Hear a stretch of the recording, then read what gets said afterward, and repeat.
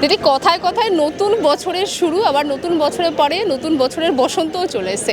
তো তোমাদের কাছে শুনবো যে তোমাদের কাছে বসন্তটা কি, মানে বসন্ত সবার কাছে আলাদা আলাদা ইঙ্গিত থাকে বসন্ত নিয়ে, তোমাদের কাছে কি? আগে দিদির কাছে শুনছি। বসন্ত উৎসব মানে আলাদা একটা বাঙালির কাছে, বাঙালির আলাদা একটা উৎসব, আলাদা একটা আনন্দ। খুব খুব ভালো লাগছে আজকে এখানে আসতে পেরে, যে আগাম বসন্ত উৎসবটা আজকে এইভাবে পালন করব আমি কোনোদিনও ভাবতে পারিনি। খুব ভালো লাগছে এখানে এসে। না, বসন্ত উৎসব অ্যাকচুয়ালি রঙিন, অনেক রকম রঙের খেলা, সেটা নিয়েই তো আমাদের বসন্ত আসে। তো আমাদের এই যে বাঙালির জীবনে এইভাবে সবার জীবনে সবার মনে যেন এরকমভাবে রঙিন হয়ে থাকে, আমরাও সবসময় রঙিন থাকার চেষ্টা করি। সেগুলো আমাদের ভিডিওর মাধ্যমে উপস্থাপনা করার চেষ্টা করি। গ্রাম বাংলার রঙিন দৃশ্য, রঙিন সব কিছুই আমরা চেষ্টা করি সাধারণ মানুষের কাছে পৌঁছাতে।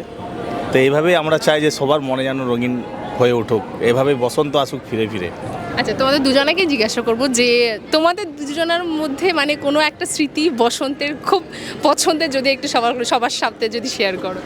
বসন্তের স্মৃতি বলতে মানে বিয়ের পরে অনেক বসন্ত কেটেছে, যেহেতু আমাদের 13 বছর বিয়ে হয়ে গেল। সবথেকে বসন্তের স্মৃতি বিয়ের আগের যে বসন্তটা ছিল আমাদের।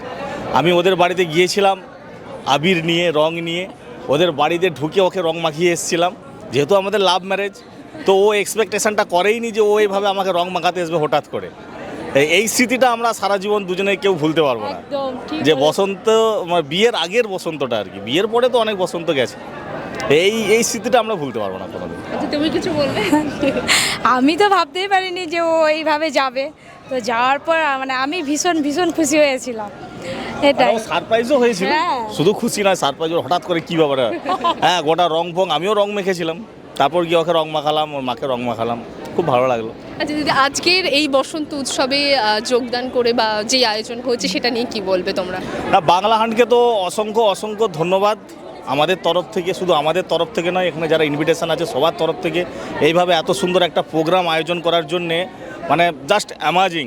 এরকম একটা সন্ধ্যাবেলায় যে এরকম একটা পরিবেশ সৃষ্টি করেছে বাংলা হান্ট, এরকম রঙিন একটা ব্যাপার নিয়ে, মানে পুরো মুহূর্তটাই রঙিন হয়ে গেছে আর কি।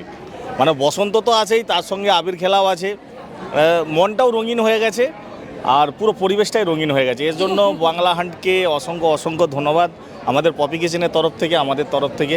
এভাবেই বাংলা হান্ট ইন ফিউচার আরও ভালো ভালো ইভেন্ট তৈরি করুক। আমরাও ইনভিটেশন পাবো, আমরাও আসবো, অবভিয়াসলি আসবো। হ্যাঁ, তো এই জন্য বাংলা হান্টকে অসংখ্য ধন্যবাদ।